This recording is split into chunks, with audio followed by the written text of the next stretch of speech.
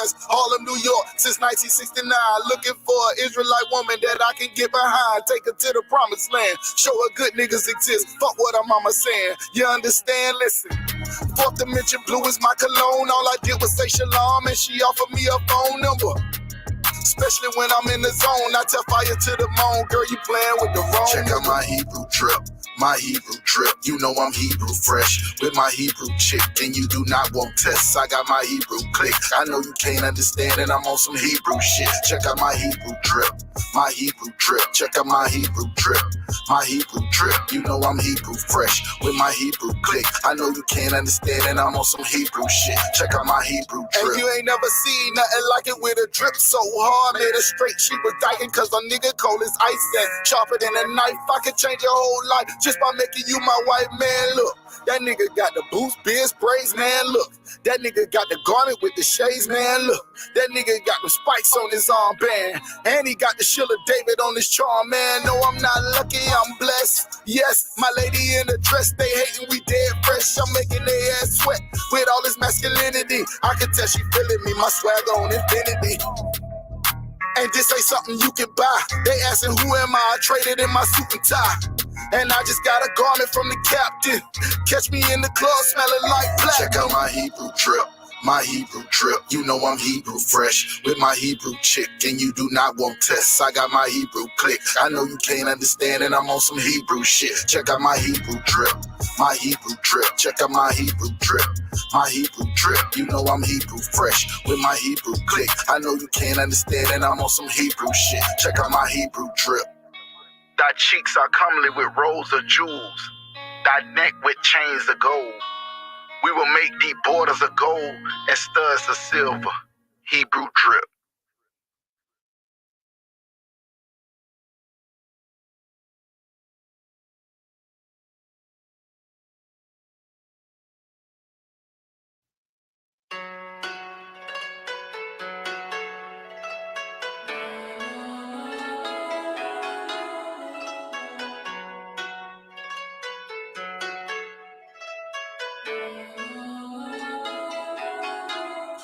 Yeah, Babylon is falling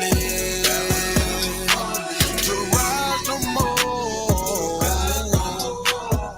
Babylon is falling to rise no more. Falling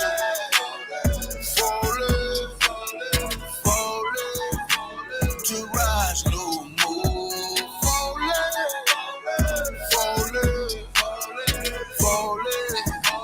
To rise no more. I'm taking a look in the streets. It's really every day what I see. We constantly searching for peace. My people just wanna be free. We tired of the cell blocks and the bullshit. That lying nigga in the pulpit. Same shit, but a different day. I speak truth, they ain't come to play. You in the way, better move, nigga. That follow no way gon' be cool, nigga. Say you're gonna get that tool, nigga. Matter of fact, get you by two, nigga. You see the signs that's in front of you? That's in the rough from up under you. Shit is gonna fall, yeah, I promise you. Make up your mind what you gonna do. You heard it? Now listen. Your life, my business. You are my brother. We need each other. This truth, I live it. I will defend it. You are my brother. You are my brother. Yeah. Babylon is falling to rise no more. Babylon is falling to rise no more. Falling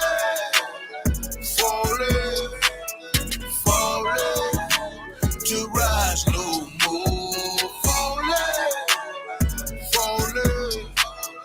Falling to rise no more. Hey, my brother. Get your hands up, it's a war now. Take a good look at this world. It's time to go hard, don't be scared now. I know you're feeling the stress. Look on your face here, and I need some help. But we made it happen with less. You and my blood, I feel what you felt. Destruction in every corner. Every day I feel like a loner. Keeping the faith, that is my armor. This is a test, but nothing can harm you. Don't be scared of truth when you hear it. Don't compromise your spirit. Don't be trying to live like these white. If you in here, let me see. Let me see if I Brotherhood is a weapon, and that's the shit that I stand for. If you keep the law and live it, now you the nigga I stand for. Got no time for that fake shit. That shit I can't stand, bro. Still believe in that flag. So what the hell do you stand for? Babylon is falling to rise no more. Babylon is falling to rise no more.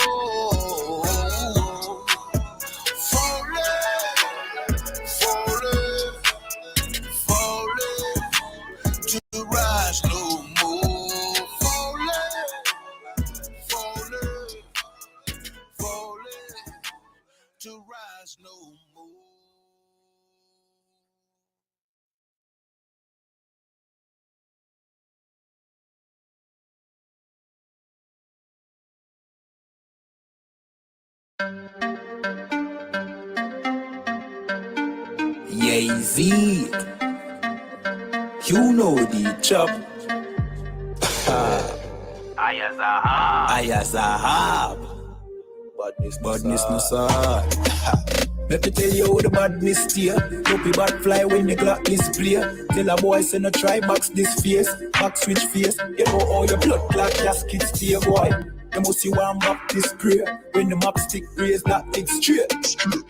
Shot misplaced. The key them in your head stop misbehave. Crack his face. The key never tell us we lock this place. Which locksmith anyway watch this space. War with them bunny like plastic plate. Hey, we don't play around. When you see the U.P.K around, we bring the fucking AK around. AR-15s and AR rounds. We don't play around. When you see the U.P.K around, we bring the fucking AK around. AR-15s and AR rounds. We no take drape up. We no take beat up, we no stay up. And when the next day come, we no change up. My heart, them brothers, them wake up. Take care, boss boy, head top shake up. So tell a pussy, well, don't violate us. No care where you status, where you take up. Every man a killer till Mr. Dead face you straight up. Great stuff, one West link bigger than NATO. Man we boss it to NATO. Only man we afraid of, that are the creator, the maker. Hey, we don't play around. When you see the U.P.K around, we bring the fucking AK around. AR-15s and AR rounds. We don't play around. When you see the U.P.K around, we bring the fucking AK around. AR-15 and AR rounds. AR-15s and AR rounds. AR-15s and let me tell you how the badness steer. Dopey bad fly when the clock display. Tell a boy say no try box this face. Back switch face. You know how your blood clot gasket stay, boy. You must see one map this prayer. When the map stick raise that lick straight. Shot misplaced. The teeth them in your head stop misbehave. Crack his face. The key never tell us we lock this place. Which locksmith anyway watch this space. War with them bunny like plastic plate. We don't play around. When you see the U.P.K around, we bring the fucking AK around. AR-15s and AR rounds. All right. We ready. Yeah. You know how niggas be like, I'm this and that for life. All right, we ready. It's for life, nigga. This is blood. I already did it. You ain't rock. have to do it. I got it. Shalom, Yabashim Shabagatum. Yahweh Shemar Alatan Ba'ashim Yahushua. You there? Come on, sir. Yahweh Ba'ashim Yahushua B'Rakatah. What's going on, You know what it is, sir. All right, let's do this then.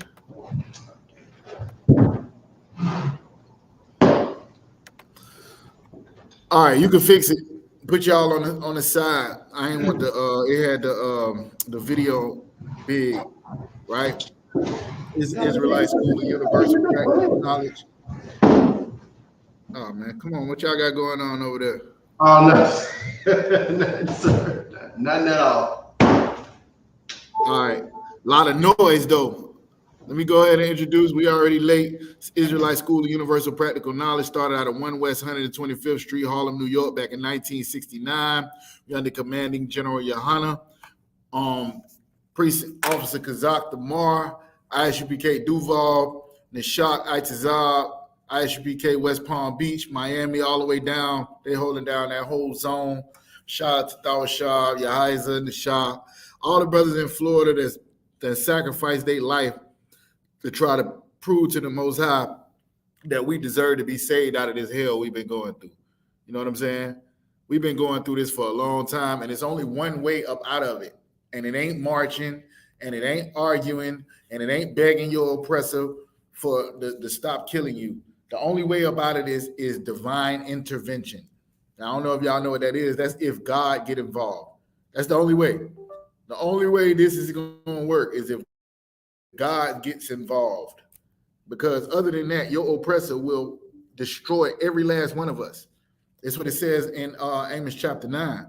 I mean, if the Lord don't get involved, then, you know, what are we going to do besides keep, you know, being under the white man's foot, besides keep being up under our oppressors and serving them and wanting to be a part of their kingdom and them not loving us. Make sure that everybody in the Florida school knows that this is a mandatory class.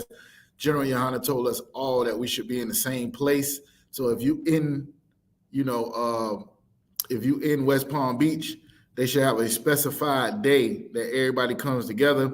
This is the one for Jacksonville, Florida. It's Monday nights. I'm here at the 103rd Library. My brothers is at the school in West Palm. You know, on Tuesday nights, they come together in Orlando. Wednesday nights, I guess it's West Palm is every night because them brothers is devoted to pushing this truth. Friday night, they own it. Saturday morning for the Sabbath service, they own it. This is what we do. All right. So if anybody got any questions, y'all make sure and ask the questions. We'll get on into it. How about y'all brothers down there at Florida headquarters? Y'all got any questions there?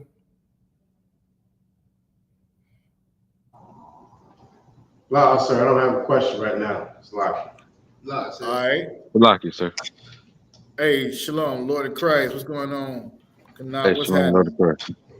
How you doing, sir? You got a Lock, I question? got a con, sir. I was trying to find it, but I can't remember the scripture. But my question is, I forgot what king it was. I don't know. You familiar with the story with the king that had done showed the treasures of Israel to a foreigner or something like that, and then the Lord had punished him and took him into captivity, took us into captivity. You know what I'm talking about, sir? So like I forgot where I was just trying to find it. You know what I'm talking about? I heard the story, but it's been a minute. Usually the brothers that's in the Sabbath class though, they be the brothers. Let me see if I can find it real quick for you. But what was your question? My question was why was he punished? Oh, Why was he punished? this Why is was you Israel? talking about King Hezekiah, right? Is it King Hezekiah?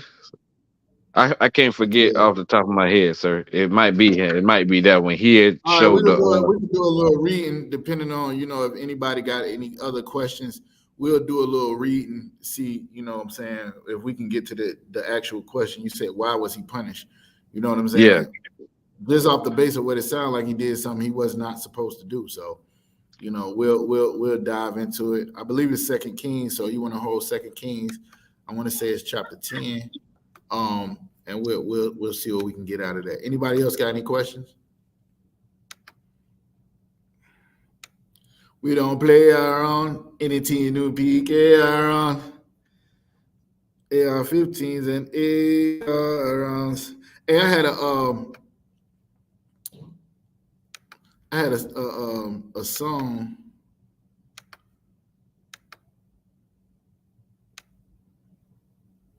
Stuck in my head all day. And I'm glad y'all got that song. Now I got a new song stuck in my head. So anybody on we also live on Big O. You know what I'm saying? Anybody got any questions, just type them in the chat. We answer all questions here in the I.S.U.P.K. There's no question that we're afraid to answer. If I don't know the answer, I'm gonna go get it for you and I'm gonna bring it back to you. Lord allow. All right, so we right here. Like I said, inside 103rd Library, Duval County. Let's get it. Nobody else got no questions. Let's get to let's see if we can get to Canuck's question. Let me see. And Salaki, sir, I have 2 questions also. Yeah. You asked the most important one already, so. All right.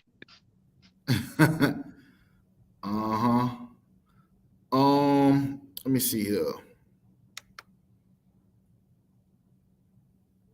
2 Kings chapter 20. 2 Kings chapter 20. Hold on.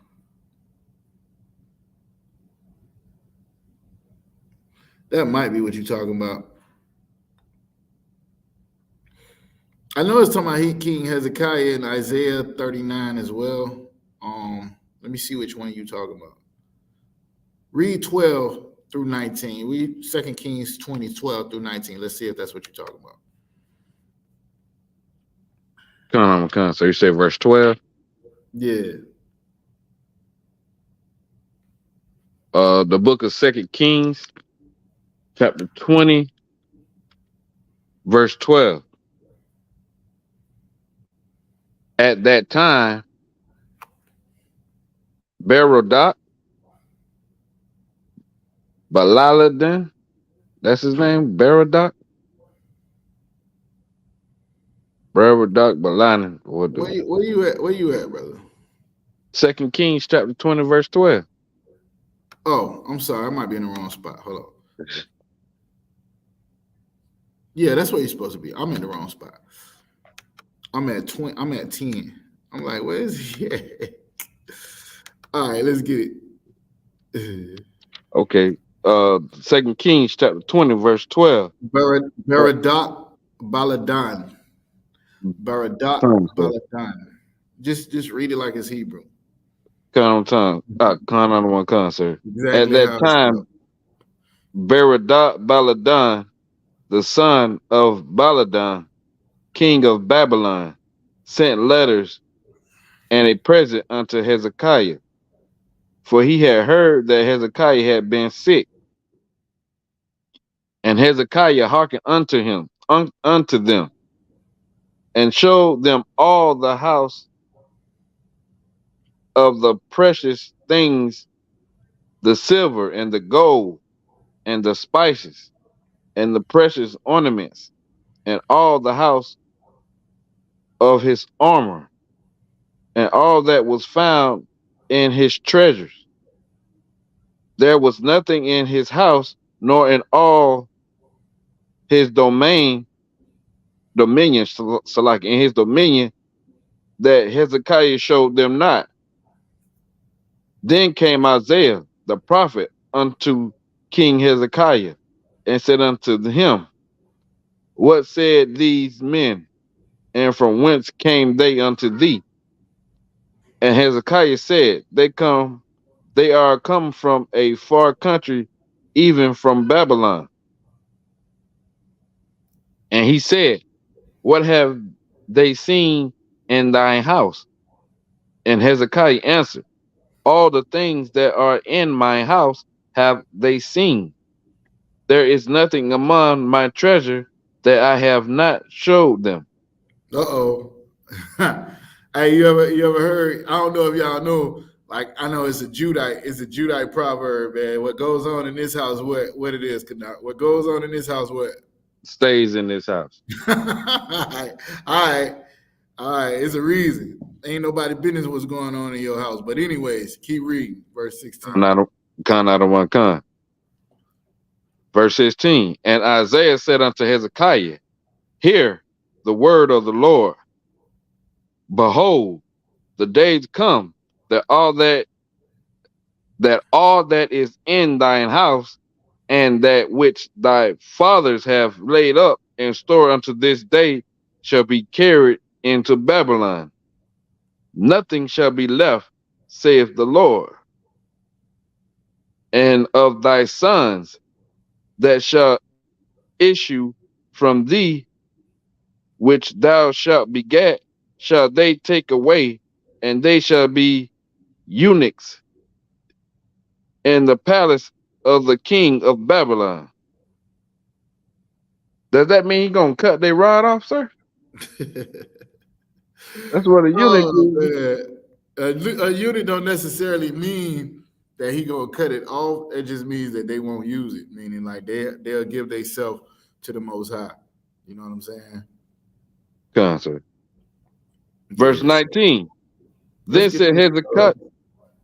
Salaki. Go ahead. No, I'm trying to do something else. Just go ahead. Come. Verse 19. Then said Hezekiah unto Isaiah, good is the word of the Lord which thou hast spoken. And he said, is it not good if peace and truth be in my days? And the rest of the acts of Hezekiah and all his might, and how he made a pool and a conduit, a conduit, and brought water into the city, are they not written in the book of the chronicles of the kings of Judah? And Hezekiah slept with his fathers, and Manasseh his son reigned in his stead. So what was your question? Huh? My question was, I guess it was in 17 and 16, because when Isaiah came and asked him what did he show him, he said he showed him everything. And then Isaiah said that everything that you showed them gonna be taken away. Everything, nothing left, nothing shall be left, saith the Lord. And my question is, why did the Lord do that to the king Hezekiah? Because he showed a foreigner all the treasures, or is it because he was being boastful and showing like all the things he got? Let me ask you this. What does it say in the Bible? It don't say. I'm sure it's there somewhere, but it don't say it right now, right? Sir. So you asking me to presume something? Sir. I was just asking if I missed. I know we don't teach what we ain't been taught, and we don't add or take away from the Yeah, scripture. I was just saying, like, for him to. No, I was just gonna say, Kanak, I don't see there where it says it. I know it's something in Isaiah chapter 30. Let me look real quick. Isaiah chapter 30, and give me 1 second. I got a lot going on over here. I'm trying to do a lot on my own. Boy, it'd be good. Get some good help. You know what I'm saying? Some good help would be great.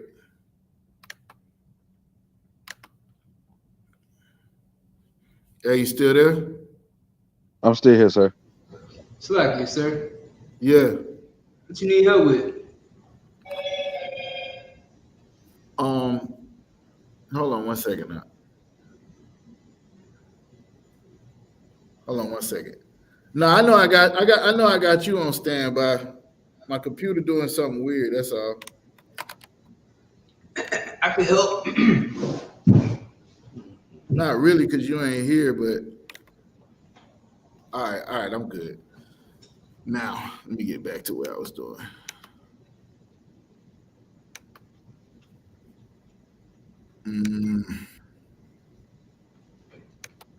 X.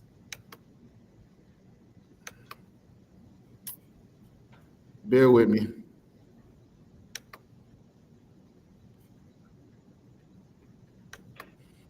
It just totally disappeared.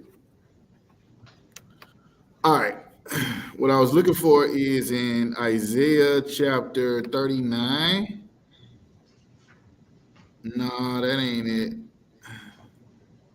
That ain't it.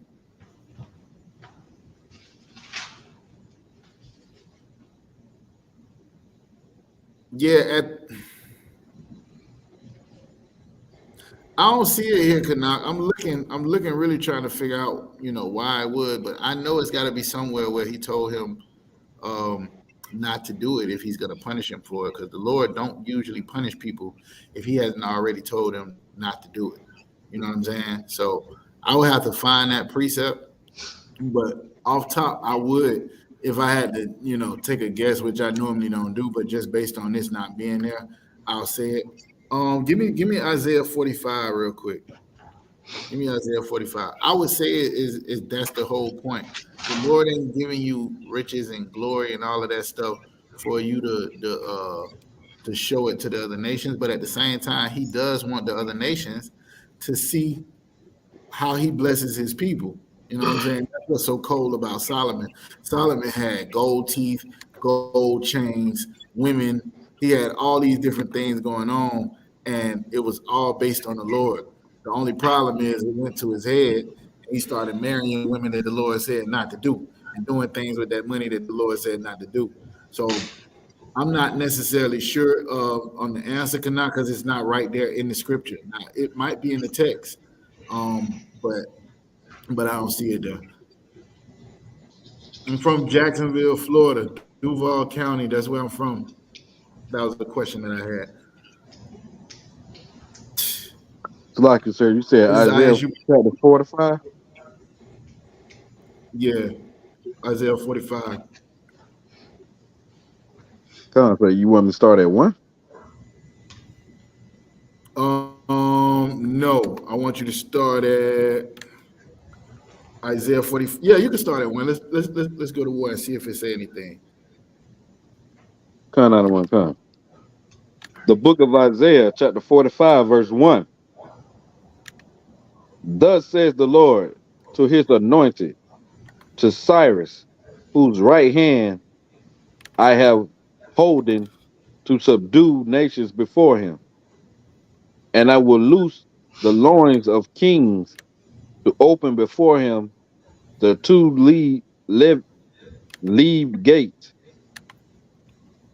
and the gate Uh-huh. shall not be shut.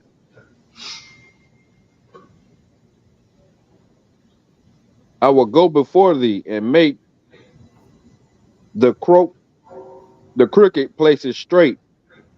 I will break in pieces the gates of brass and cut in sunder the bars of iron.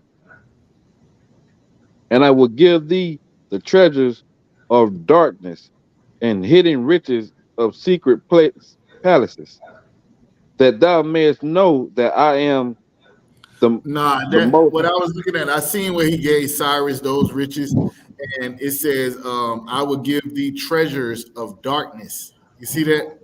Hidden riches of secret places, that thou may know us that I am the Lord which called thee by that name and the God of Israel.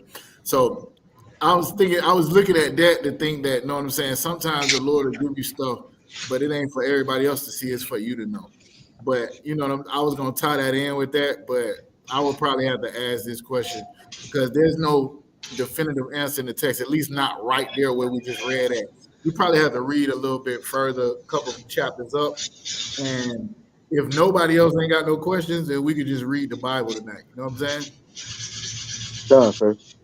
saying? Anybody else got any questions? Who is that making noise? Who is that making noise? All right, nobody got no questions? All right, Kana, this is what I want you to do. Go back to that Second Kings, go up a couple chapters, and just read for a second.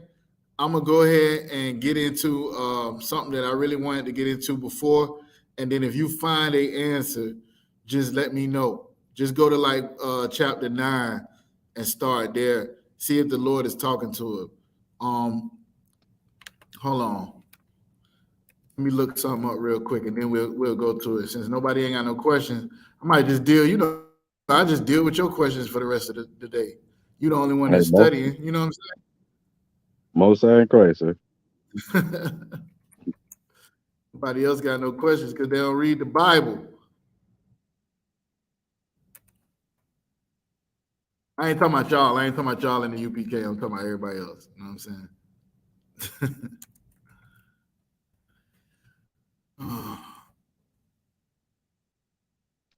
Let's see here. All right. Second Chronicles. Nope. Nope. Yes. Hey, give me Second Chronicles 32. Second Chronicles 32 and 26. That's for you, Kanak. We're just gonna keep reading until we find it.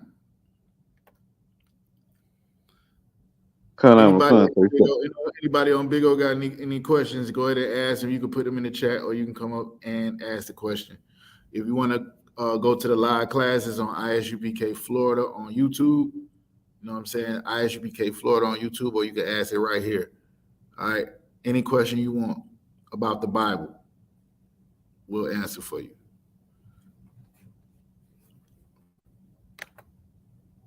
You got it, except Kanak's question. That's the only one I can answer. We'll find it, sir. Lord willing. If not today. You got the text where I told you to go to? Coming out of my car, sir. I got it. Halak, you there? All right, no sweat. Go ahead, Kanak. The book of Second Chronicles, chapter 32, verse 26. Yeah. Notwithstanding, Hezekiah humbled himself for the pride of his heart, both he and the inhabitants of Jerusalem, so that the wrath of the Most High came not upon them in the days of Hezekiah.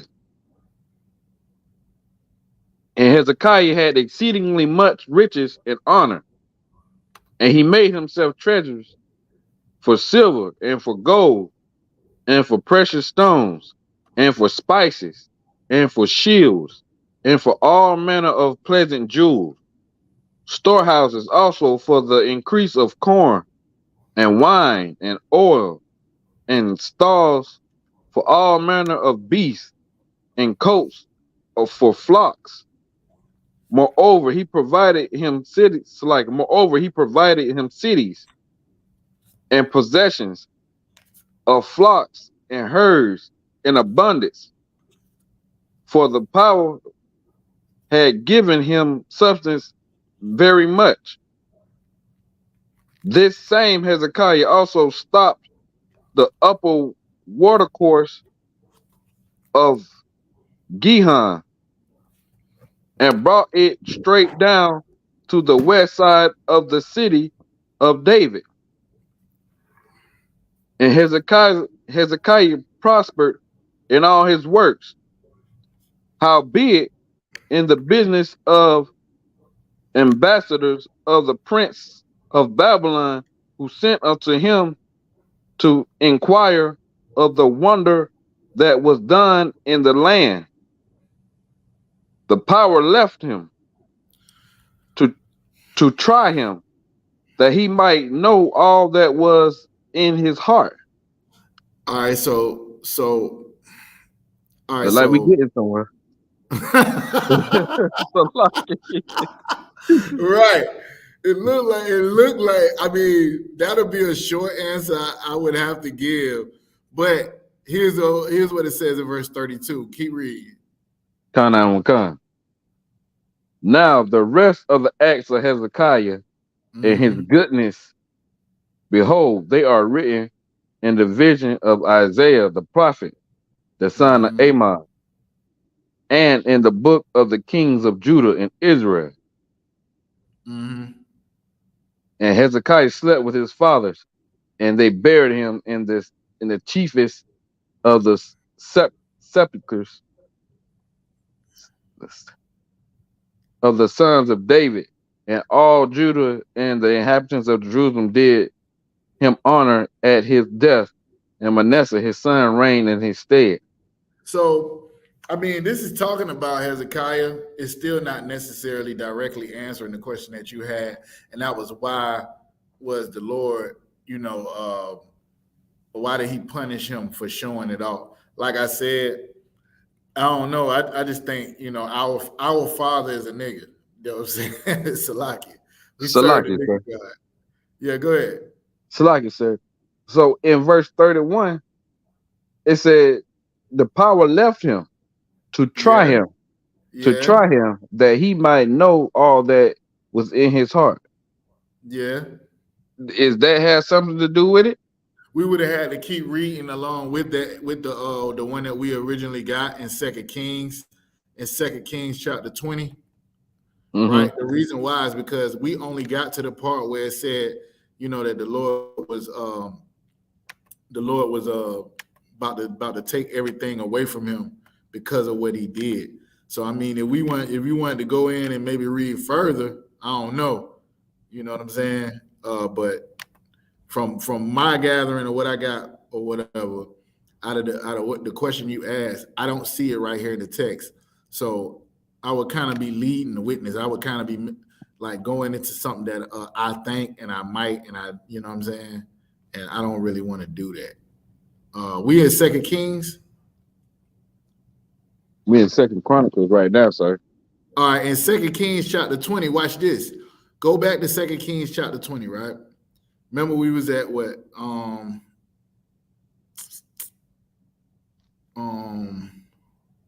16. Go back. Sir. Hey, what's up, Ray, Fiona, everybody? If y'all got any questions, just come on up, ask the questions. We answering any questions, all right? Go ahead and read verse 16. Watch this. Come on, sir. The book of 2 Kings, chapter 20, verse 16. And Isaiah said unto Hezekiah, hear the word of the Lord. Right. Behold, the days come that all that is in thine house and that which thy fathers have laid up in store unto this day shall be carried into Babylon. Nothing shall be left, saith the Lord.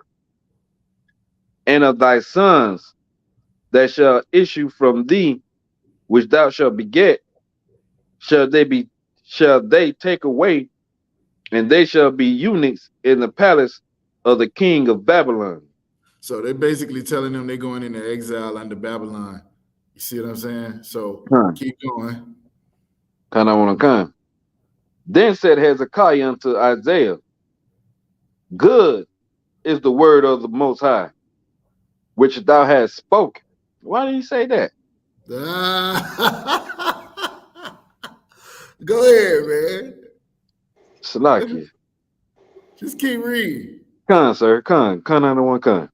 And he said, is it not good if peace and truth be in my days? And the rest of the acts of Hezekiah. Let me stop you right there. A brother asked this question, right?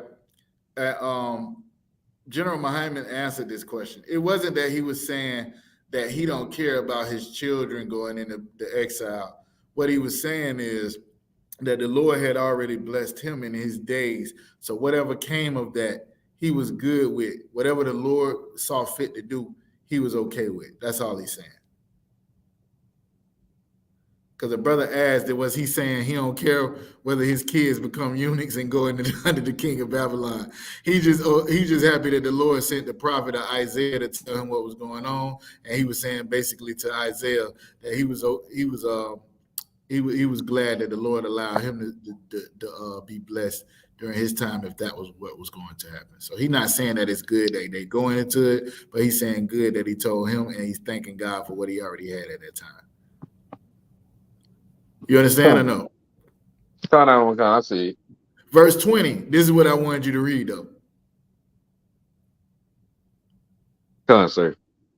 And the rest of the acts of Hezekiah and all his might, and how he made a pool and a and conduit, and brought water into the city, are they not written in the book of Chronicles of the kings of Judah? You see that? Now we were just Con, reading in Kings, or where we were just reading in Chronicles, and it told us that the rest of it was wrote in Kings and in Isaiah. Now we in Chronicles, it's telling the rest of us wrote in Chronicles.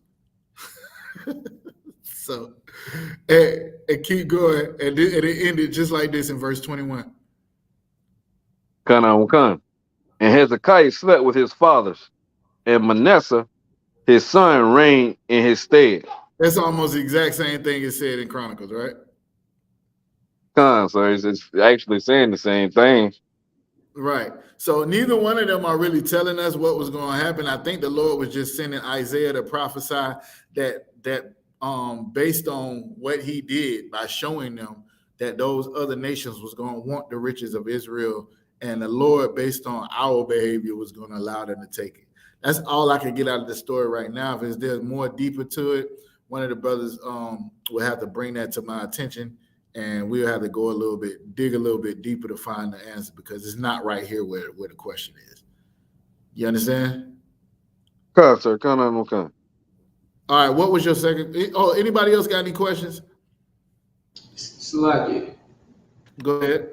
There's a couple questions in the chat, but I got a question, if I may. Yeah, you're more important than them. You in class. Come. My question is in Jeremiah 17. Verse 10.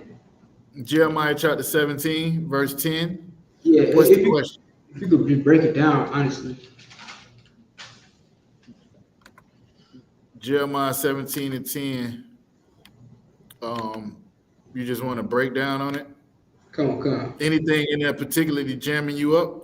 Okay, when it says I tried the reins, like, yeah. I know what the reins are, but I'm not familiar with the breakdown on it.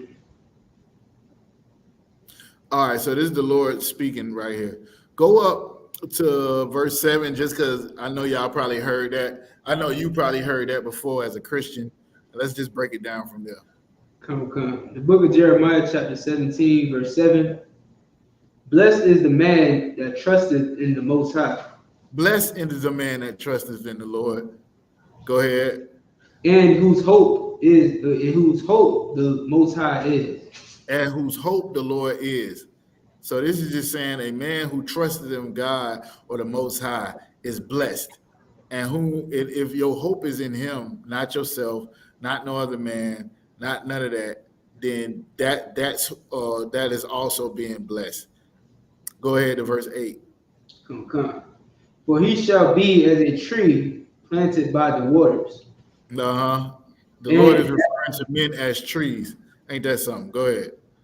And that spreadeth out her roots by the river. Don't let that mess with you. I know Isupk can tell you sometimes when you see his and her in the scriptures, it's not there in the Hebrew. Right. Keep going. Come. And shall not see when heat cometh, but her leaf shall be green. So what this is talking about is a plant that's being fed. It's got plenty of water. It's got plenty of sun, not too much that it's scorching it, but it's still green. Go ahead. Come. And shall not be careful in the years of drought, neither shall cease from yielding fruit. So this is like us, like even in our captivity, even though they've been trying to kill us, you know what I'm saying? Even the 350,000 abortions that Black and Hispanic people are having every year, they still thriving and still getting better and still not being the minority, even though they're in a land that ain't even theirs. You know what I'm saying? Where your oppressor is having 1 or 2 kids, even after them abortions, the sister still got 5 kids.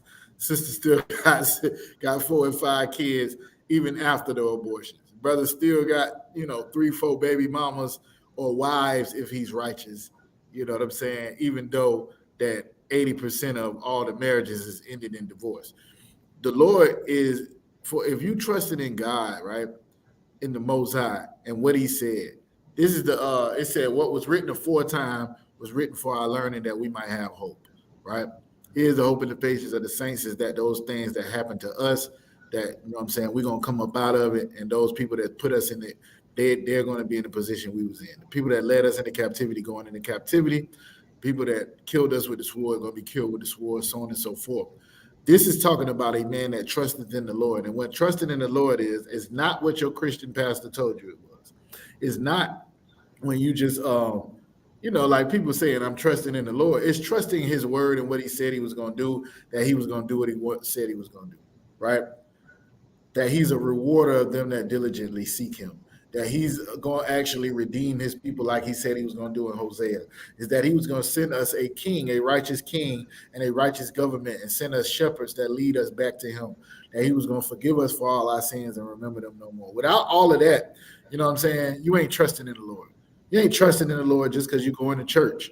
You ain't trusting in the Lord just because you come into class.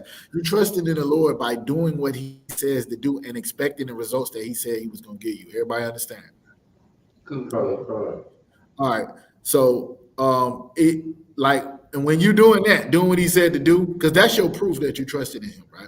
You will be like a tree that's planted by the water, that's got all this water, that's got all this sunlight, that even in the midst of a drought, right, in the land, the river's still flowing in the midst of the drought. The whole thing ain't drying up. This tree roots can dig deep and it can go and get water where nobody else can get. So even in the midst of the drought, you're never ceasing to yield fruit. Even in a dry and thirsty land, what they call the wilderness in the Bible, you're still being fruitful and multiplying and still, you know what I'm saying? Like right now, I don't know if y'all was in there, you know what I'm saying? We having meetings about financial literacy and trying to start in the midst of hell. Everybody's struggling right now. We're trying to find a way because we believe that the Lord is going to provide for us to either work through this, and even Commanding General YAHANNA is giving a lecture, I believe it's on the 26th or the 27th, about what to do next year. All hell's about to break loose. Well, we are trusting in the Lord because we do what he say, that he is going to provide for us, even when there's nothing else, nobody else is being provided for, right? That's what it's saying. We're going to yield fruit in the midst of a drought.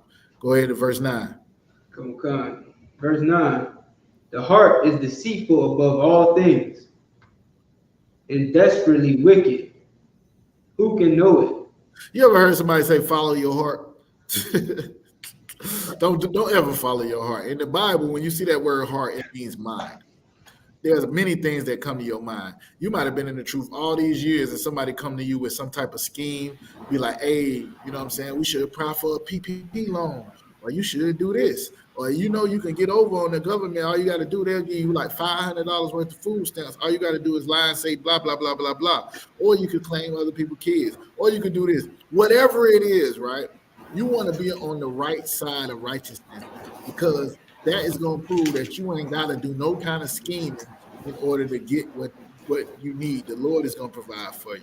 What this is talking about is trusting in the Lord is doing what he's saying. Trusting in what comes to your mind, that's not what's going to help you, because it lies to you. Your mind will tell you that you can go and sell these drugs and you're not going to go to jail. That's not true. Your mind will tell you you can pimp and the Lord is okay with that. It's not true. It'll tell you that you can rob people and it ain't going to come back on you. That's not true. The things that come to your mind, above all things, are deceitful. Y'all ever seen the show where they got the little angel on one side and then they got the little devil on the other shoulder? Right. Y'all remember that kind of stuff? The little devil is in your mind just like the little angel. And the angel is the one that's telling you to do the right thing. And the devil is so now you got both of them. You got the good in there and the wicked. Whichever one speaking the loudest, that shows what kind of person you become. Because I had to quiet those things that I was taught by America on how to come up, on how to take care of your family, on what a family is supposed to look like, on how a man should act, and then look at the scriptures and find it. And I realized that what they put in my mind from watching Disney and watching TV and watching all this other stuff was desperately wicked. That's what the Bible says about what you think, about your thoughts. Who can know it? You don't even know where this stuff come from. Right. You don't even know where it come from. You saw it and picked something up and seen some nigga do something that he had no business doing, and you like, yo, I'm gonna do that.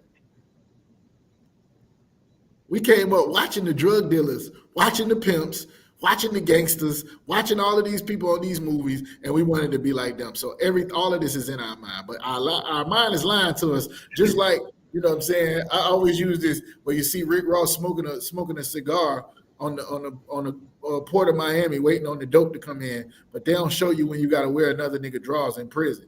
They don't show you that part of it. They don't show you where by the time you get out of prison, your kids is grown and they looking up. You don't know you. They don't show you that part in the shop. Okay. You know what I'm saying? They'll show you the other side of the game, brother. Like what's going on behind the walls. But they show you all the good stuff. This is what's been put into your mind. Who can know what type of foolishness you're gonna think of? Do not trust or follow your heart. Verse 10. I, the Lord, search the heart. So this is the Lord talking in first person through the prophet Jeremiah. I, the Lord, search the heart, meaning like he's trying to find out what's in your mind. Go ahead. I try the reins. Try the reins means he's going to give you an opportunity to follow your lust and your desires, or to follow the desires of the Most High. He's gonna try you. You see what it just said about Hezekiah? You see what it said? What it say, Kanat, about Hezekiah? The Lord turned his back on him to do what? To try him, right? To try him. The Lord will try you. Even if you look at Matthew chapter 4, Satan comes up to Christ and he's trying to tempt him. Nigga, you supposed to be the son of God. Why don't you jump off this cliff? And the angels catch you like it said it was going to do in the Psalms. Oh, you hungry? Why don't you eat these rocks then? You know what I'm saying? Like, it's all of these different things. The Lord, he took him up on a high mountain and showed him all the things. Now, think about it. If Christ knows within his mind, he's supposed to be the king that because of his bloodline, because of who he comes from. Like, I'm the great grandson of David. I'm supposed to sit on the throne or at least be a part of the royal family. Here I am, a son of a carpenter. And he taking him on a scene high mountain. All you got to do is bow down. If you just bow down to me, I'll give you all of these. And Christ had the fortitude to withstand that. That's the Lord trying. If Satan will try Christ, y'all know Satan works for the Most High, right? Y'all know y'all ain't. Satan works for the Most High. His job is to prove to the Most High that you don't deserve the kingdom, that you're not who you say you are, that you're not who the Lord made you to be. And you fail the test, you're failing the Lord. Look at Job, and he said the same thing. Have you seen my servant Job? Ain't nobody like him. Why don't you try him? I bet he won't fold. I bet he was saying the same thing about Christ. I bet he won't fold. He took everything away from Job. He actually killed Christ for something he did not do. Murdered Christ, and Christ still didn't give up on the Most High. He still said, you know what? I don't want to do this, but I'm going to do whatever the Lord tells me to do until the end. And that's what we got to learn how to be obedient unto death. Be willing to die about this. You willing to die about your block. You willing to die about your woman, right? Nobody willing to die about the creator of heaven and earth. But we are. That's why we're here. All right. Anyways, the Lord saying he's searching your mind. He's trying the reins, meaning your reins. Look that word up if you ain't already looked it up. Let me make sure. Yeah, go ahead. Come on, sir. It's the reins like on a horse. How you guide a horse. Okay, right. Well, I'm gonna see how far you go. I'm gonna see how far you gonna go. You know what I'm saying? You gonna either let the horse go where it wants to, or you gonna tell it to go left or tell it to go right. That's what you're talking about? Right. Right. Yeah, you're gonna see how far you gonna go before he drag you to the left or the right. Just like when Jonah, he told him to do something, and he watched the nigga not do what he told him to do, and then he put him right back where he wanted to go. Mm-hmm. It was we was on Clubhouse the other day talking about if we was in future time, like Jonah would have jumped in his Tesla and he would have said, "Take me somewhere else," and it would have took him to Nineveh no matter what. So like if y'all don't understand why I just used that like that, go read the story, find out, you know what I'm saying, what's going on with these Teslas. They take you where they want you to go. All right. You might jump in there. I don't know. Just go listen to Captain Cesariak's Captain Zariak when he with Kanye West, when he interviewed Kanye West, we were talking about, right? He tries the reins. Go ahead. Come. Did you already read the next part? Even Go to ahead. give every man according to his ways,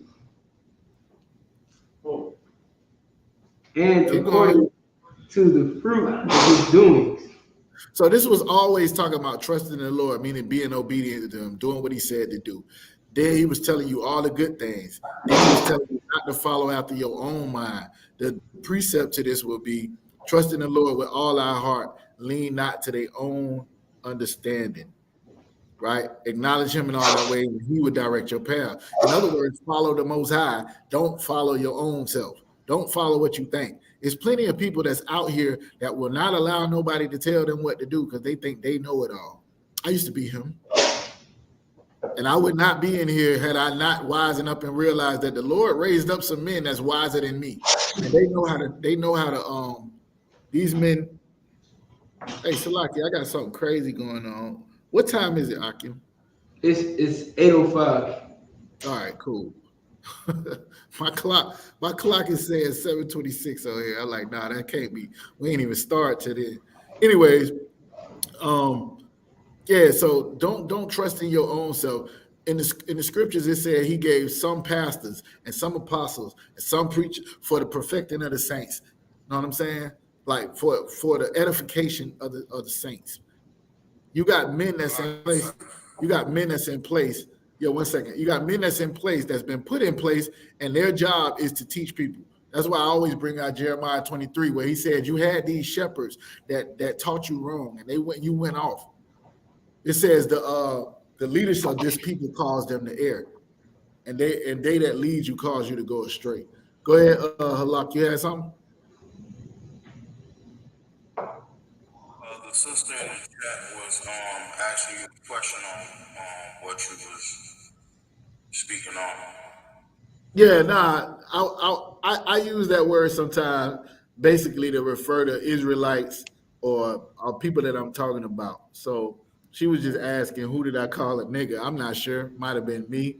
It might have been I think it was the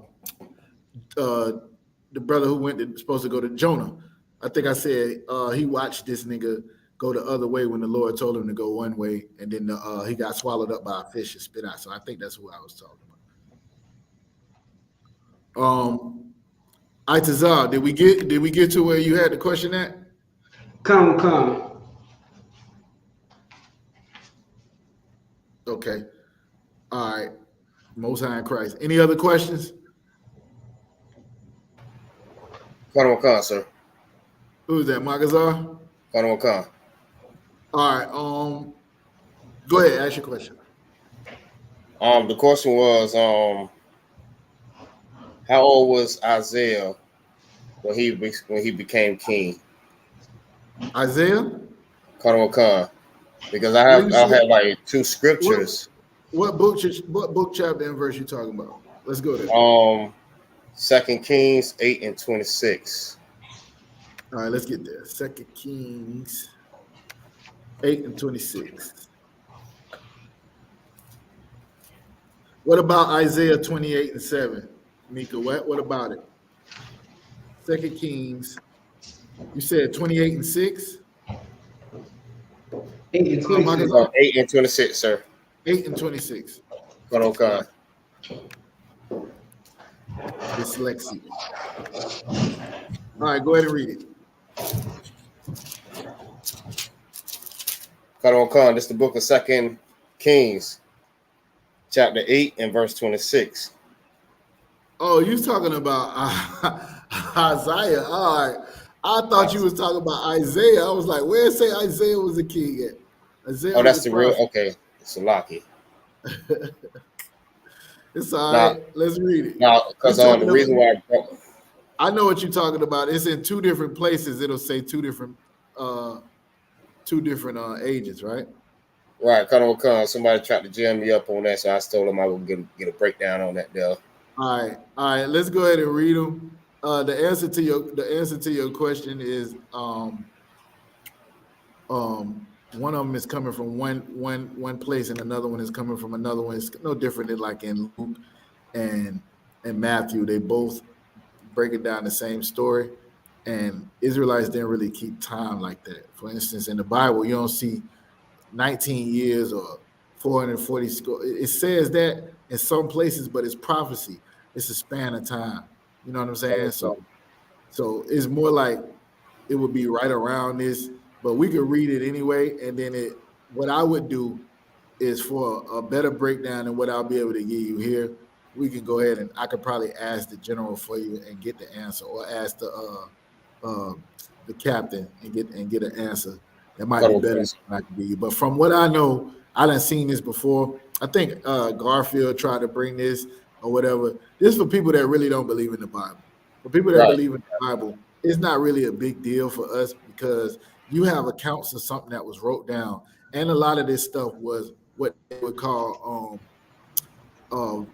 not verbal, but it was passed down, verbal history or whatever that was passed down, and then before it was written down. So, when you passing something down, you'll have, he was 100 years old, or he was 80 years old. And he might have been 80 years old, but to somebody else, that's 100 years old. You know what I'm saying? Go ahead. It's like, sir, real quick, if I may, I just wanted to tell everybody who's watching, hit the like button. Make sure you hit that like button. Make sure you hit the share button. You know what I'm saying? If you ain't subscribed already, subscribe to I.S.U.P.K West Palm Beach, as well as I.S.U.P.K Orlando and I.S.U.P.K headquarters. What? Hold on, wait. We're not doing it like that. Nah. Yeah, make sure you subscribe to I.S.U.P.K Duval as well, all right?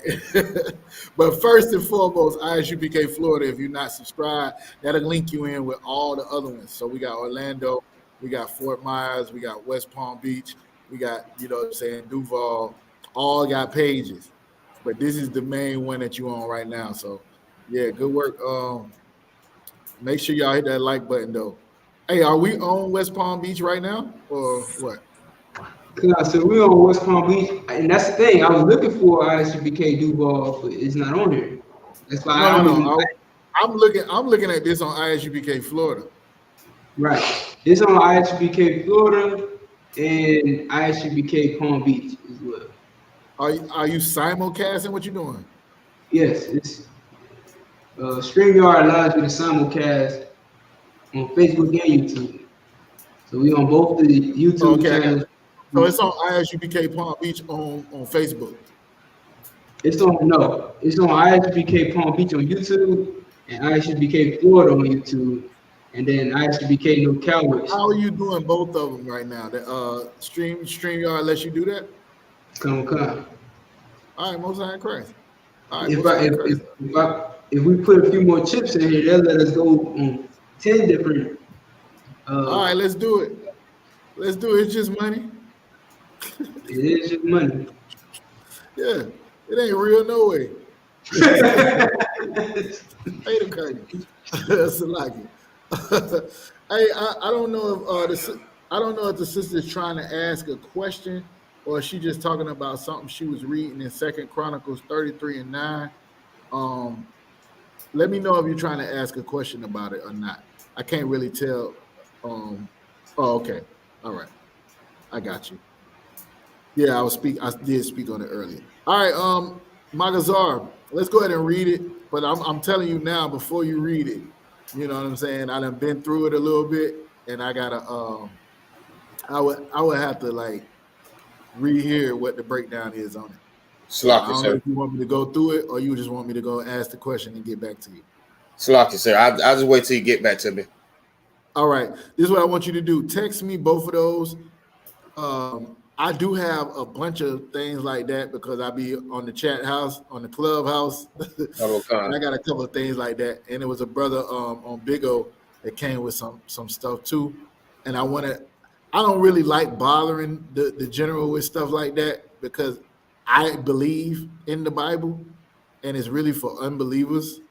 You know what I'm saying? But at the same time, there has to be an answer for it.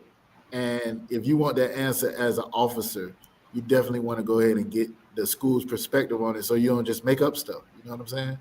Sir. You know what I'm saying? Your own thing. So make sure and send me both of those, and then we'll rock it out from there. Canuck, go ahead and give me your question. Good. Hoping you was coming back to them, sir. The bottom, most high. Man, you thought I was gonna forget about you, man? Nah, I just know you know. Come on, man. You my third favorite trooper. I just thought other people had questions. We weren't gonna get to the second one. Those are crack. My second one is in history of Bel and the Dragon. Go ahead, Canuck. Come on, sir. My second one is in the Apocrypha, the history of Bel and the Dragon. What you say, hello?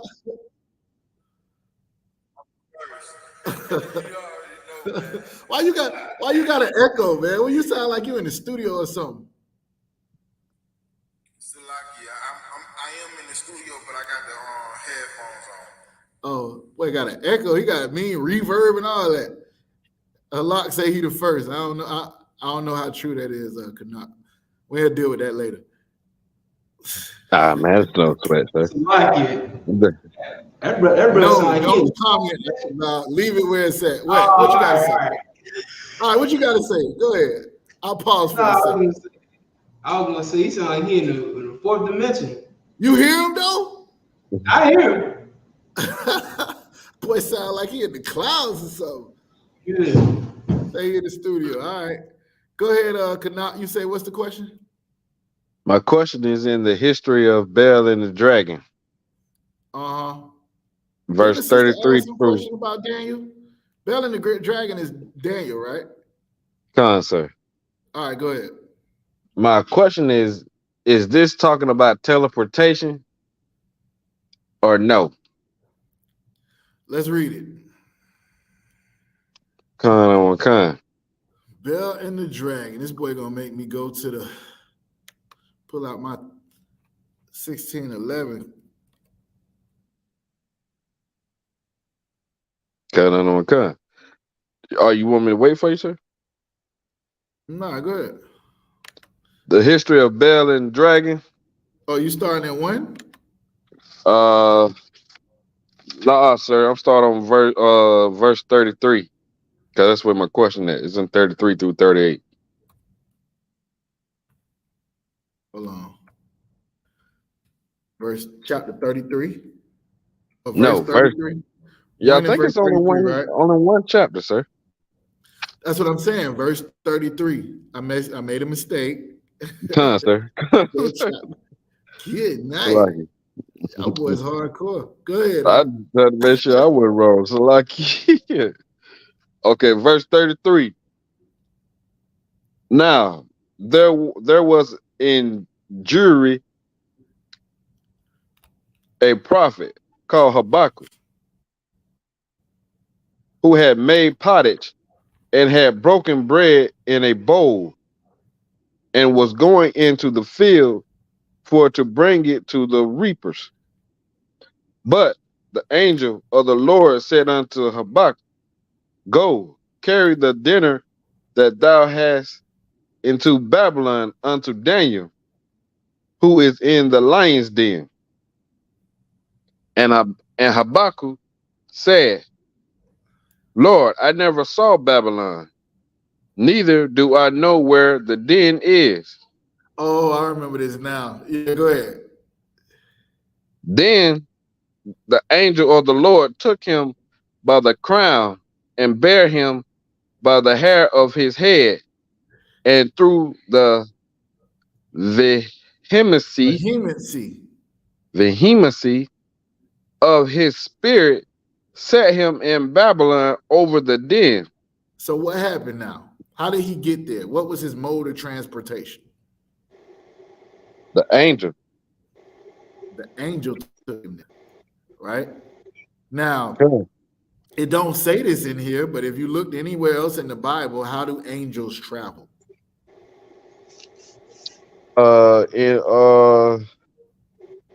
In clouds, in UFOs, in chariots. I like you. I don't know why. In chariots. UFOs. Yeah, so that's not here. It don't say that. You could call it teleporting if you would like.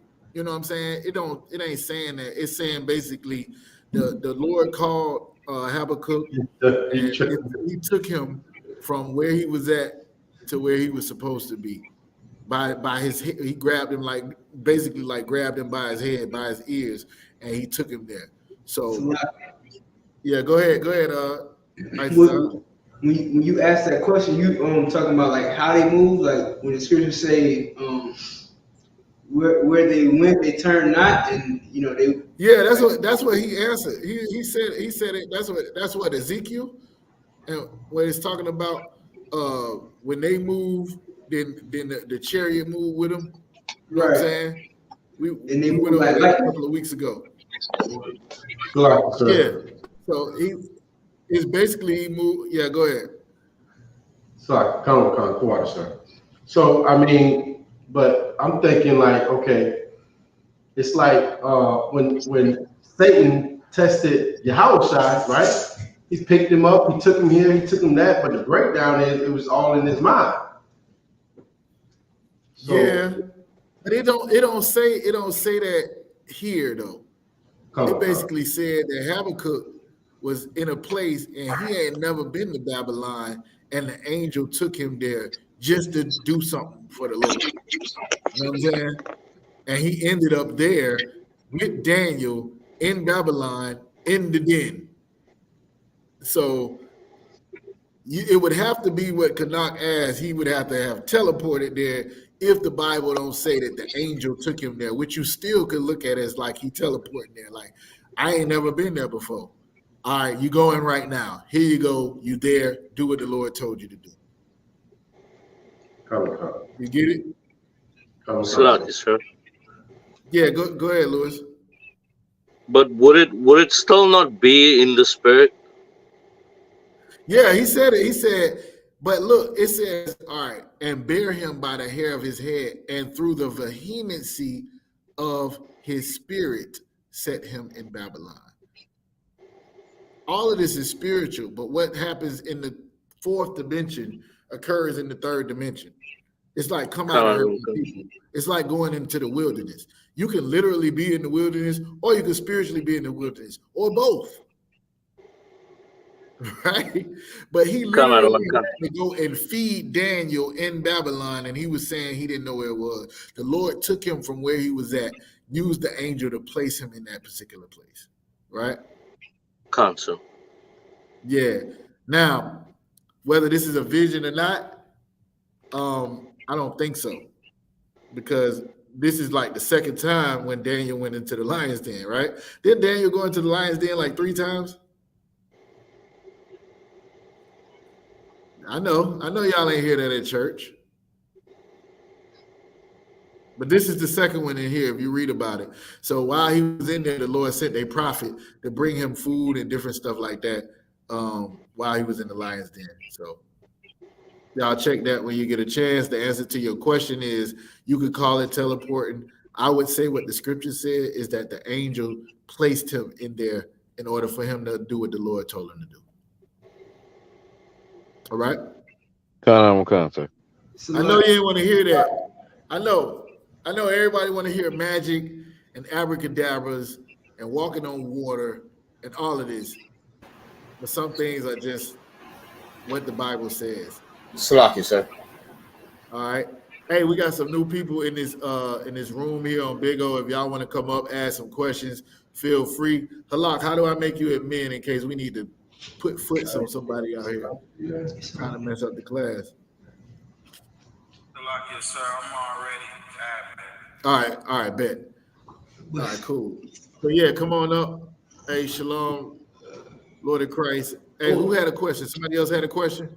Select if I could.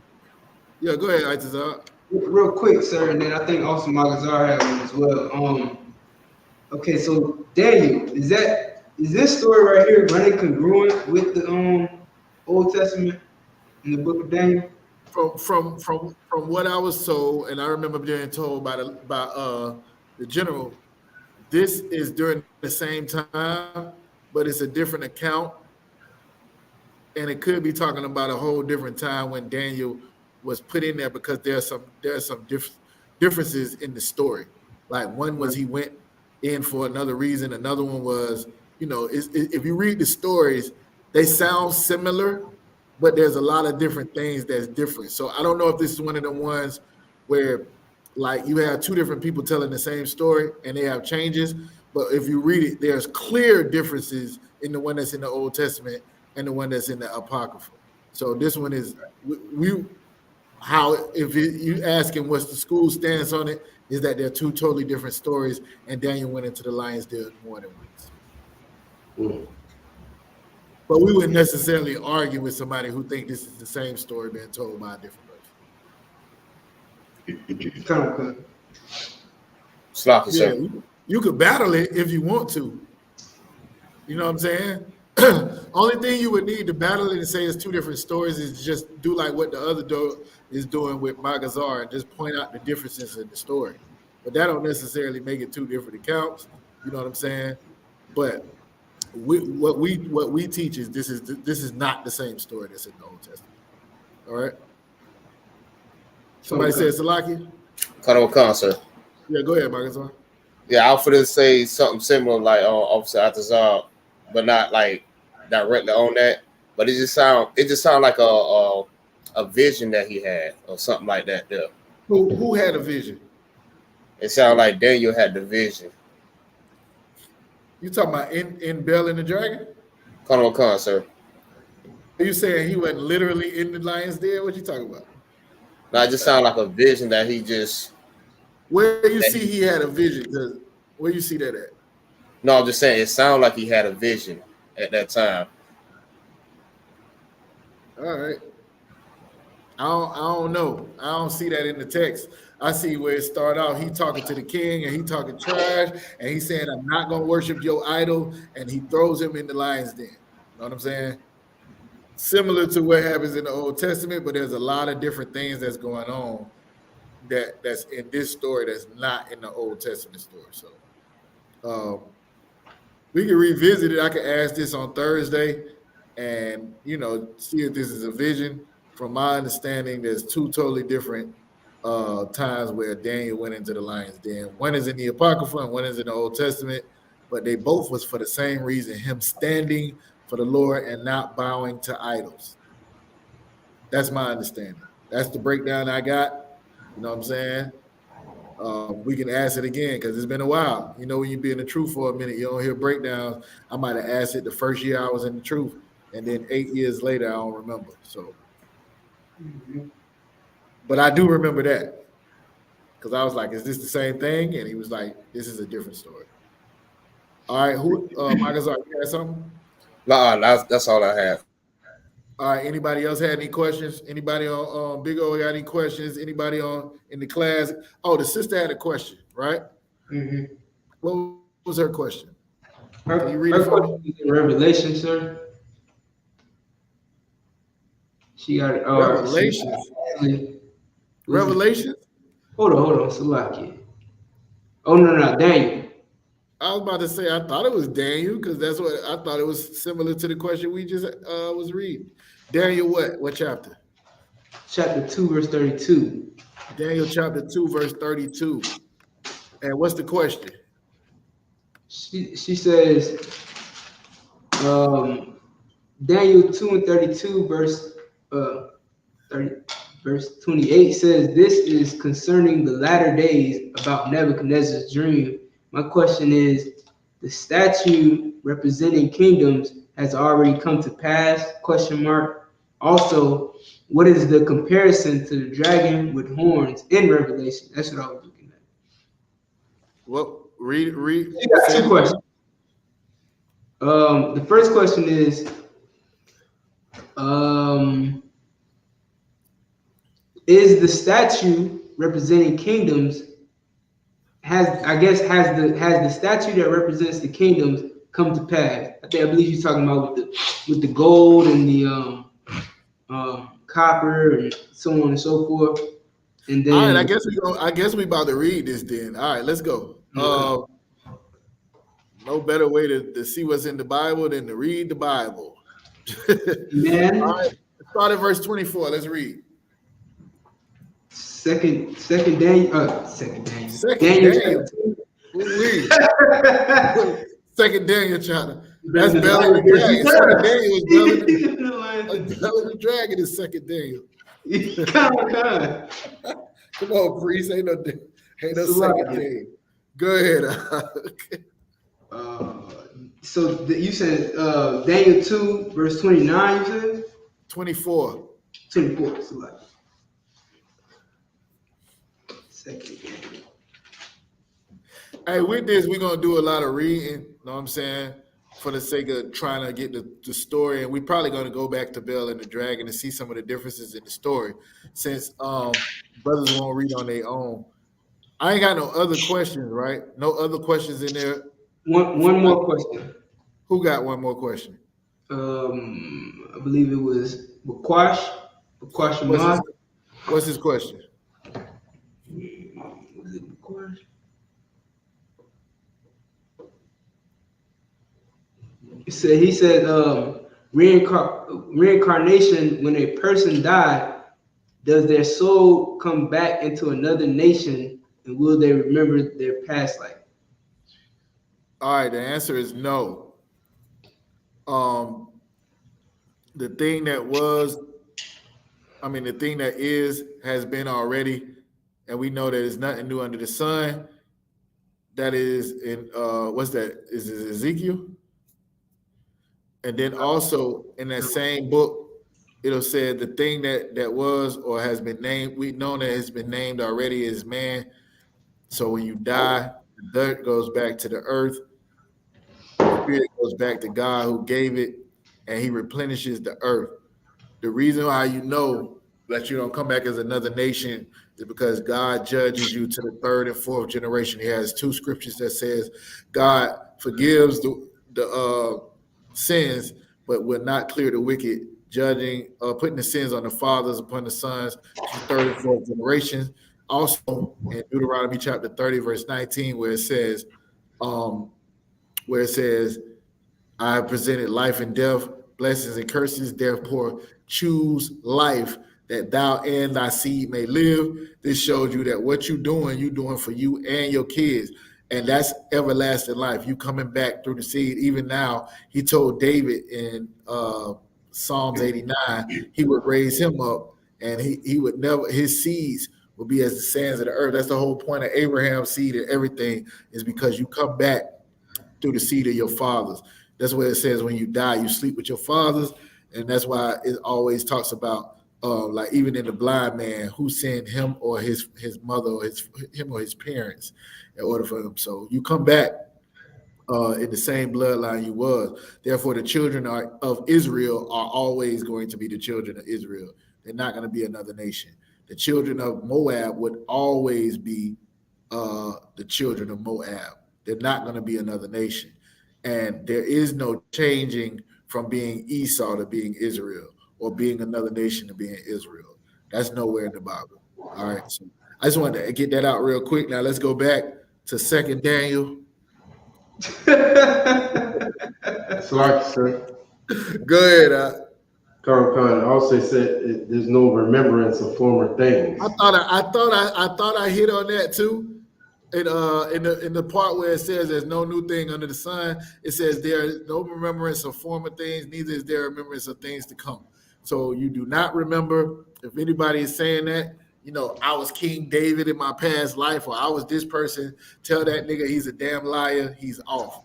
All right? Even in the school here, when they start talking about that, is to give themselves some type of name or rank or recognition, because the scriptures, we've taught One West that nobody remembers who they are. That was the one of the splits that happened. Brothers started saying, I was King David, or I was Paul, or I was this person. If anybody starts saying that in school, then you are to openly rebuke them and take them to counsel. All right? Everybody understand? If I come to y'all and say, because I feel like Solomon sometimes when I get these. If I come to you and tell you I was Solomon, I'm a damn liar. I just feel like it. You know what I'm saying? Whatever. My cheeks are comely with rose and jewels. Solomon had Hebrew drip. The boy had Hebrew drip. Go ahead, Halal. Nah, I was just laughing because that's funny. But I see what you're doing, though, sir. You know what I'm saying? I see what you're doing. Now, I don't like Moabite women or white women. I have no interest in them. But other than that, I think Solomon's pretty cool. He was a wise brother. Anyways, 2 Daniel, what it is, Isupk? Oh my God. You ain't gonna let me live that one down, sir. Nah, I thought that was pretty fun, brother. Say 2 Daniel. Bell and the Dragon is 2 Daniel. I ain't gonna. Go ahead. Come. Yeah. Verse 24. We at Daniel chapter 2, verse 24. 24. All right. Daniel chapter 2, not 2 Daniel. Daniel chapter 2. Let's go. Come, verse 24. Hey, hold on. Wait a minute, OG. We ain't got nobody else that can read for officer of 1,000 ISUP. Boy, a cool stack around here. What are you talking about? Brush your shoulders off, huh? You know what I'm saying? You got to kill 2 or 3 people to become an officer of 1,000 in Florida. Something got to happen. I mean, brothers is waiting forever to get a Hebrew name. You know what I'm saying? You got to do something grand. You got to walk on water to become 1,000 in Florida, brother. So relax a little bit. Let Canuck, who's already walked on water and is still a trooper, let him read, man. You want to read, Lewis? You want to read? Another one, can. All right, go ahead and read. Daniel chapter 2, verse 24. Another one, can. This is book of Daniel, chapter 2, verse 24. Therefore Daniel went in unto Arioch, whom the king had ordained to destroy the wise men of Babylon. He went and said, thus unto them, destroy not the wise men of Babylon. Bring me in before the king, and I will show you unto the king the interpretation. Verse 25. Then Arioch brought Daniel before the king in haste, and said this unto him, I have found a man of the captives of Judah that will make known unto the king the interpretation. So the king is looking for somebody to interpret the dream that he had, right? And they bring Daniel before him. Go ahead to verse 26. The king answered and said unto Daniel,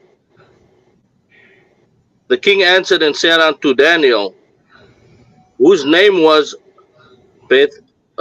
Belteshazzar, art thou able to make known unto me the dream which I have seen, and interpret it thereof?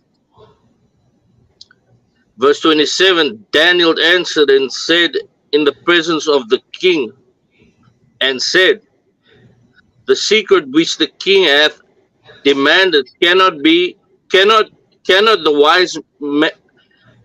the secret which the king hath demanded cannot the wise men, the astrologers, and the magicians, and the soothsayers show unto the king. So he like, why you bringing me up here? You got you got these astrologers, you got these musicians, you got these soothsayers. You mean to tell me none of them can't answer this secret? Go ahead to verse 28. Khan.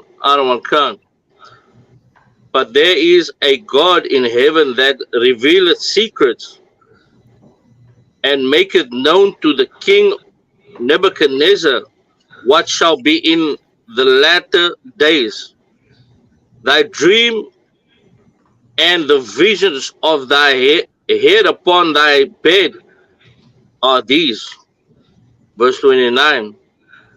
As for thee, O king, thy thoughts came thy thoughts came unto thy mind upon thy bed, what should come to pass hereafter, and he that come come to pass thereafter, and he that revealeth secrets maketh known to thee what shall come to pass. Verse All right, 30. so the Lord is the one who gave you the vision in the first place. That's why none of these magicians and soothsayers can help you, right? He's going to give me the information and show me and reveal the secrets so that I can tell you. This is what Daniel was saying. So, O king, my thoughts came into your mind when you was laying down and you was in your bed. So what was coming afterwards, he that reveals the secrets, making known to thee what shall come to pass. All right, so the Lord is revealing to me what's going to happen. Go ahead to verse 30. Verse 30. But as for me, this secret is not revealed to me for any wisdom that I have more than any living, but So he's for their saying it ain't sake coming. It's not being revealed to me because I'm no better than anybody that's alive. Go ahead. but for their sakes that shall make known the interpretation to the king, and Right. and Go ahead. Khan, and that thou mightest know the thoughts of thy heart. All Verse right. So let's get to the question in verse 31. Go ahead. Thou, O king, showest, and behold, a great image, the image whose brightness was excellence, and stood before thee, and the form thereof was terrible. So this is the image that the king saw. He saw a bright image, right? It was excellent. And he stood before the king, and his form thereof was terrible, meaning it was like it wasn't something that was nice. This was something that, you would see and you would actually be afraid of. That was the vision that the king saw. That's part of it. Verse 32. Khan, I don't want Khan. You want me to read Are verse you reading 32, sir? now? Khan, sir.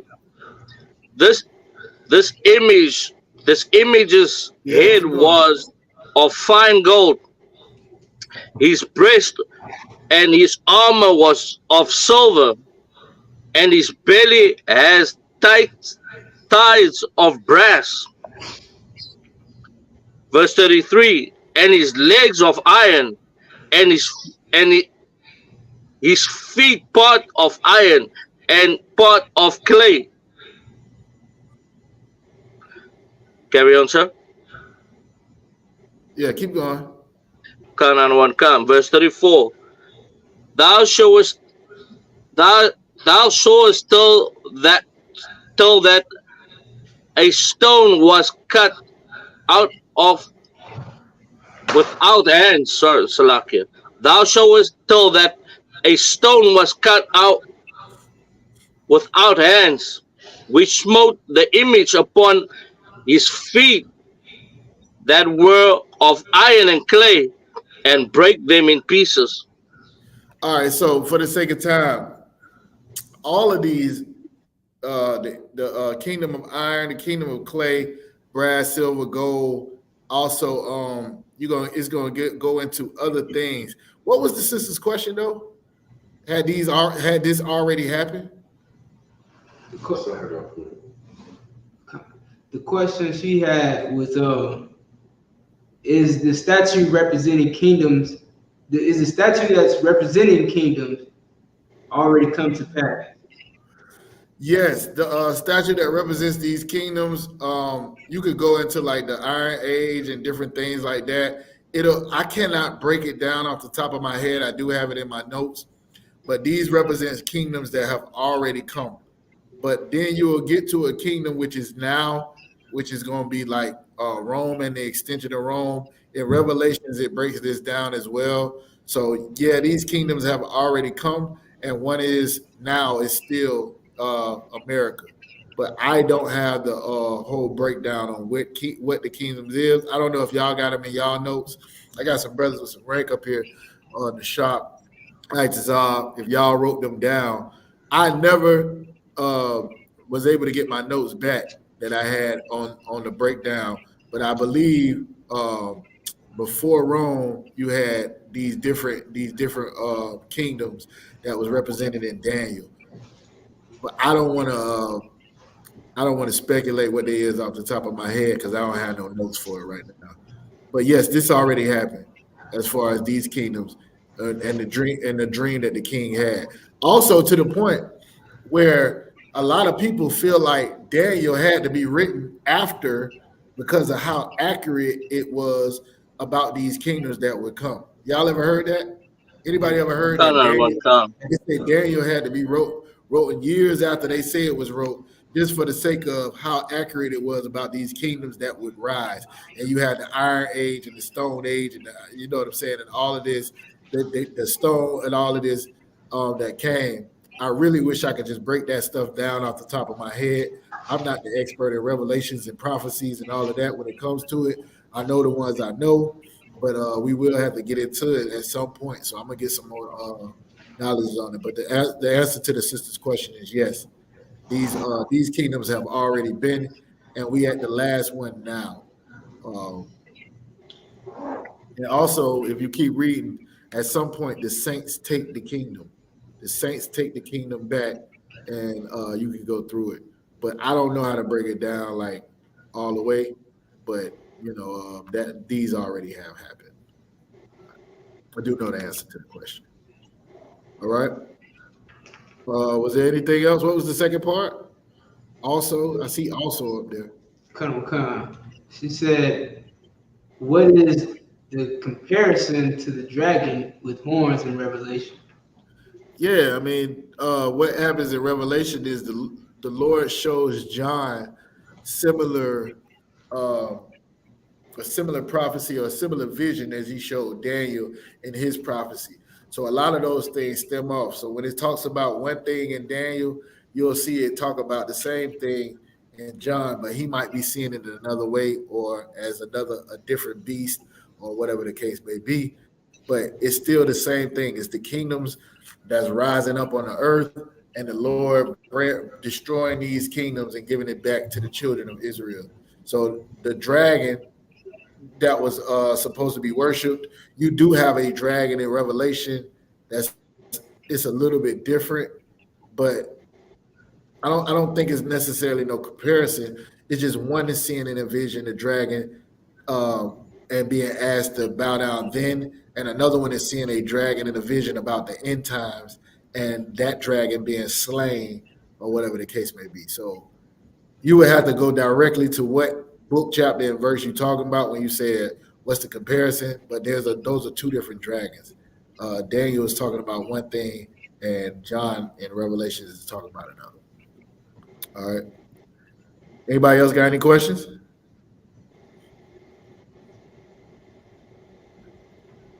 Y'all always run out of questions when I got 5 minutes left, so I can't get to my topic. Can't get to my topic. Let me see here.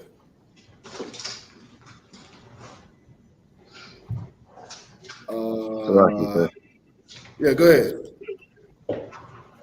Is there anywhere in the Bible that says that you have to pay women bills? Yeah, absolutely. You got to pay their bills? Absolutely. What you think you just go? what you talking about, man? All right, so look, like you know how them says like you gotta pay their bills. Like you gotta pay their bills. All right, let me help you out with that, right? All right, we was never supposed to have bills in the first place, right? When you look in the Bible, it's a story that tells you how to rule and govern yourself when you are the authority within the earth. So it'll tell you that, if you have a servant, this is how you treat your servant. If you buy a maidservant and you have sex with her and make her your wife, this is how you treat her. If you have a woman and you get another woman, this is how you treat her. If you have a field, you should treat the field this way and leave some for the poor, so on and so forth. You should bring these many bullets and all of this. When it comes to being in captivity, you in hunger and thirst and want of all things for your oppressor. You know what I'm saying? So when you ask that question, what you basically speaking of is a woman who is a slave. You know what I'm saying? Now, as a husband, it is your job to make sure that your woman is protected, has somewhere to eat, something to eat, somewhere to lay her head, so on and so forth. As far as if that's got to come from you, that's not a mentality that the Bible necessarily talks about. The men did take care of women, but it wasn't by way of paying no damn bills. I don't never see the word rent in the Bible. I don't never see the roof Chris taking nobody to roof Chris in the Bible. But however, I do see that when men had wives, they did take care of their household and make sure it was maintained. And that is your job as the husband. So when you answer that question, you're probably talking to the wrong type of woman. Let's start there. If she's talking about paying her bills. But at the same time, though, if you are a man and you take authority over a woman, which is what marriages is, you're saying, this is mine. This is my property. What kind of man has a car and don't take care of it? What kind of man has a child and don't take care of it? What kind of man has a woman and don't take care of it? Now, when you say pay her bills, no, you don't have to pay her bills. If she is in a position to pay her bills, then why would you have to pay her bills? What women do think in America is that you're supposed to spend all your money on the bills so she can go blow her money on foolishness. What's she supposed to do with her money? She got a job? She don't got no job. There are plenty of places in the Bible that whatever your woman owns, you own because you own the woman. You get that, Canuck, right? So if she own bills, we own the bills too. Those are your bills because that's your woman. Get it? Like it. They had them bills before they met you. And for the sake of what we talking about, just for y'all brothers, just so y'all brothers know, you know what I'm saying? 2 incomes are better than 1. So make sure your rib got 2 jobs, all right?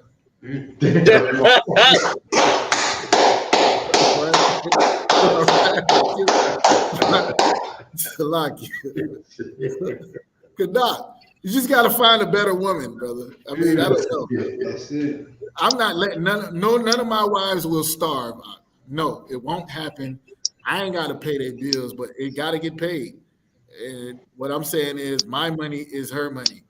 So I'm not about to sit here and eat steak and then I have a rib that is starving. What kind of husband would I be? You understand what I'm saying, Canuck, or no? Sir, I understand.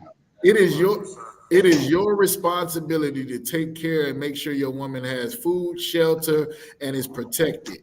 Now, what that means to an American woman is you're supposed to pay her bills. That's not what that means. What that means is you're supposed to make sure the bills get paid.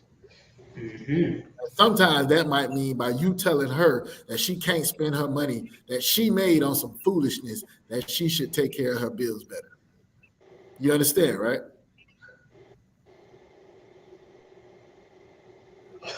Canuck, you with me? Oh, like so I was over. Yo, I understand. No, you got a gut, All but right. I could devote a whole class to this next week if you want me to. Let's do it. Please do. What's your question? It seems like it's something missing. No, I just want to say, just like you said, like how you brought out, like women in America, women in the world think when they get a man or something, everything like the bills that they accumulated in the debt and all that other stuff now becomes yours. You got to pay that all shit right, now. This is what I would do with that. Hold on 1 second, Halak, I got you. This is what I do with that, Canuck. I start with Genesis chapter 3 and 16. Once Eve went and followed the serpent, the Lord said her desires will be to her husband and he shall rule over her, right? but it is your job to make sound decisions when it comes to the family on what goes where and to take care of the most important things. Now, if that woman is better than you than that, that's fine. Then you would allow her to do that. But what I'm saying is, you can't have your women out here down bad. Like, you ain't got to make all the money and pay her bills. That's not what it is. But you do have to make sure that she is taken care of. You understand? That's your responsibility as a man and as a husband. Do everybody understand, or am I speaking Chinese or something? Can. Yeah, like in America, they'll tell you you got to pay the woman's bills or you ain't no man. You are required to make sure that this woman has the things that she needs, just like as if it's a child or anything else. However, how that happens, some brothers, you know what I'm saying, they don't make a lot of money, but they make sure they got some food stamps to feed all 15 of their damn kids, and they eat good and they got a place to stay. I mean, you might want to do it, you might not want to do it. The point is, it's not your job to pay everything yourself. That is a concept that was made in America. It is your job, however, for you and your rib or your ribs to work to make sure that everybody is taken care of. You can't be eating good over here at this house and the sister is over there starving and you talking about, I ain't got to pay your bills. Nah, you don't, but you got to make sure her bills get paid. I'll leave it with that right now. You understand, though, the answer to the question, right? Sir, so like 1 sec. One. Go Okay, ahead. if you eating steak and you get her noodles, she still eating though, right? Hey, yeah, but I mean, you hate that woman. You know what I'm Yeah, I saying? know. So I'm just kidding, man. Yeah, I'm just kidding. I you know don't want your nobody job to as think a of. husband. Yeah, Somebody sir. could call you a terrible husband, and they'll be right. Hey, Halak, I Sir. got 2 minutes. What you had though? Real quick, Go ahead. I just wanted to, I had a comment and a question. The comment was, some of them bills be unnecessary. Yeah, absolutely. Meaning, like, so if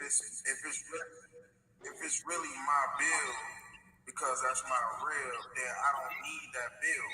Yeah, You know but what I mean? But yeah, let's say we fight. you argue with your woman whether or not she. Hey, Halak, you can argue with your woman whether or not it's very, very important that she watch Huh? Snowfall on Netflix or Showtime or whatever the hell. I'm not about to have that argument with any of y'all's wives. Nah, Y'all do nobody. Nah, I ain't talking about nobody. I just thought about that because, like, who you if you talking did you to? see my post I made? Oh, Who you talking Salaki, sir. to? Salaki, sir. My bad. I'm not supposed to be Hey, on that mute. My boy bad. Rib over there checking him. You talking about me?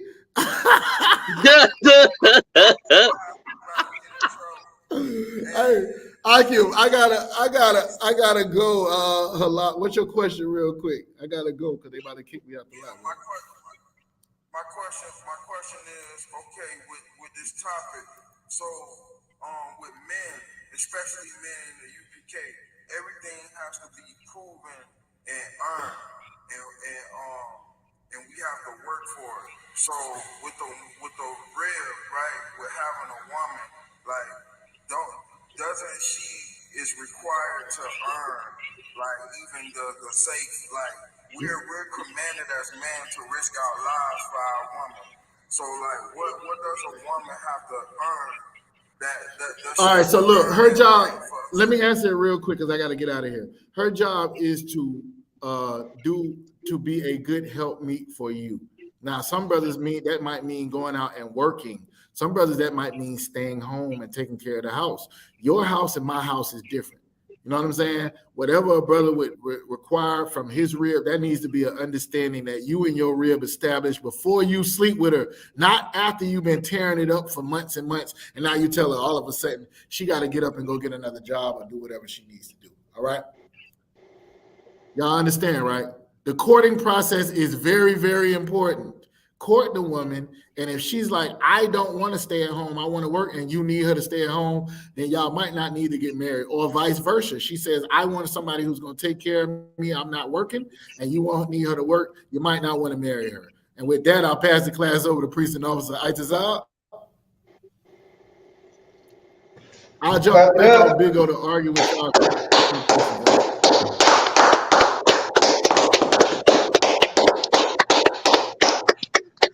We are the Israelite School of Universal Practical Knowledge, started out of 1 West, 125th Street, Harlem, New York, under Commander YAHANNA. We are not affiliated with any other so-called Hebrew Israelite group. You know what I'm saying? If it is not the I.S.U.P.K, it is not the truth. I.S.U.P.K security announcement, rule for new brother and sister. When a new brother or sister comes into the school, they are off limits for 6 months. They are to be saluted only. They are here to learn and shed themselves of the world. After 6 months, if a brother or sister has an interest in a particular person, they are to seek counsel from the heads. Tithes, which is a commandment. Numbers chapter 18, verse 21. And Malachi chapter 3, verse 8 through 10. Ma'ashra means tenth in the Hebrew. 10% of every penny of any increase the Lord gives you, give to the Treasury Department.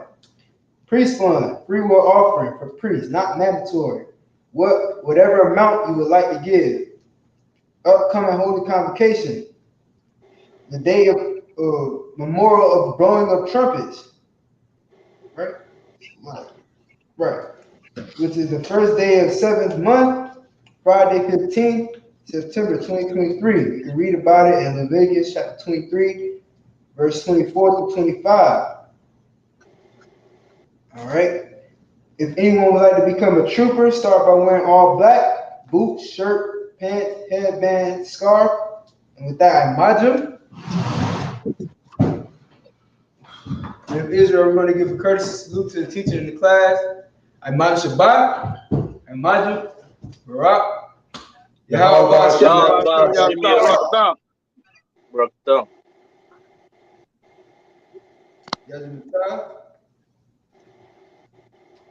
Our sisters can stand. Men of Israel, we're going to give a courtesy salute to the sisters in the class. Ahmad Shabbat, Ahmad, Barak, Yahweh